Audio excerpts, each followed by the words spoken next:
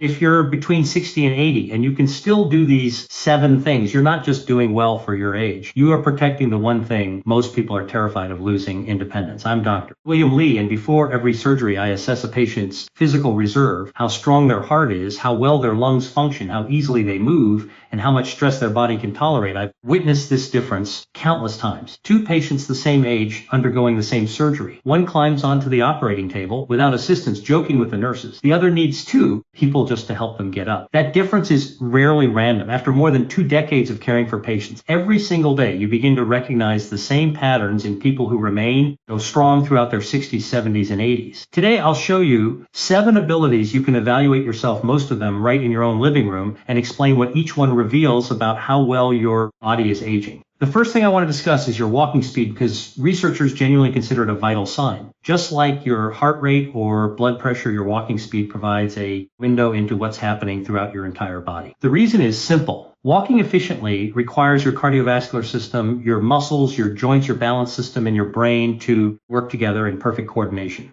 When walking speed begins to slow down, it's often the earliest visible sign that one of these systems is starting to struggle even before any specific problem appears on a medical test. Studies following older adults have found that people who walk faster tend to live longer. And this relationship remains true even after accounting for other health conditions. A comfortable walking speed of about 3 feet per second or faster is associated with better health outcomes. Walking significantly slower than that tends to correlate with a higher risk of health complications. Here's the reassuring part. Walking speed can be improved. Regular walking, especially incorporating intervals where you intentionally increase your pace, can measurably enhance your walking speed over time. Now let's talk about something that surprises many people: grip strength. It may seem like a small, very specific measurement, but your grip strength is actually a powerful indicator of your overall muscle strength and what's known as your physiological reserve. In other words, how much physical capacity your body has in reserve. Grip strength closely reflects the strength of larger muscle groups throughout your body. Research has linked low grip strength to a higher risk of slower recovery after illness or surgery, and even reduced longevity. It's one of the simplest and least expensive tests in medicine, yet it tells us an extraordinary amount about overall health. The encouraging news is that grip strength responds extremely well to resistance training. Even simple daily activities such as carrying groceries or using resistance bands, along with basic strength training exercises performed twice a week, can improve your grip strength at almost any age. The next indicator that you're aging exceptionally well is your cardiopulmonary fitness. Cardiopulmonary fitness is essentially a measure of how efficiently your heart and lungs deliver oxygen to your working muscles. This is measured in research as V2 max, which is actually something you can monitor if you have an Apple Watch. V2 max has consistently emerged as one of the strongest predictors of longevity that we have. In some studies, it is even proven to be a stronger predictor than smoking status or diabetes.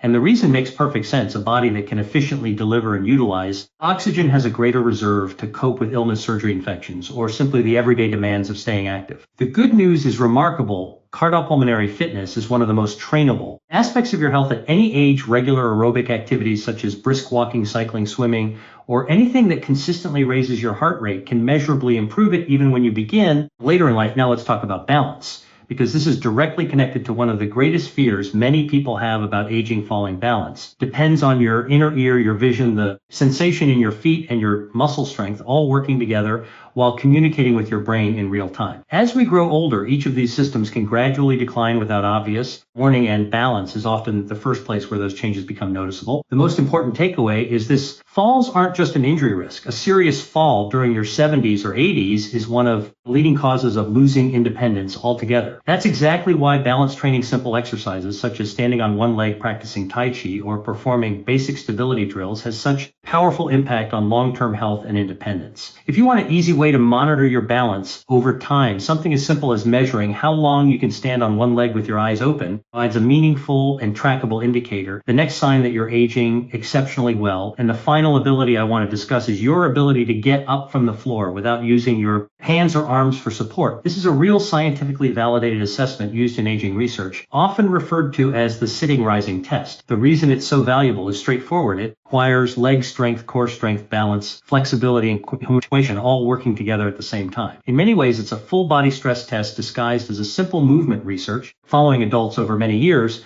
found that individuals who couldn't perform this movement without support had a significantly higher risk of death during the years that followed compared with those could.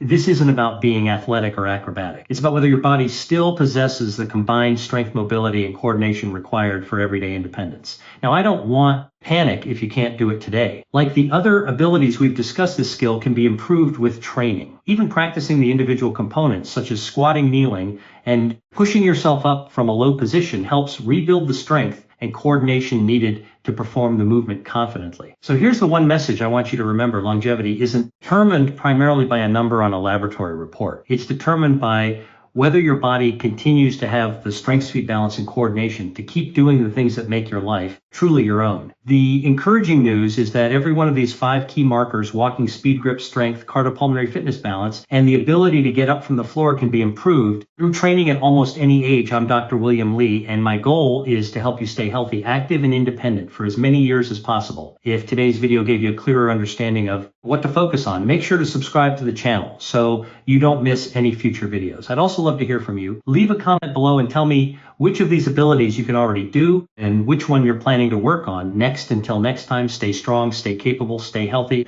and I'll see you in the next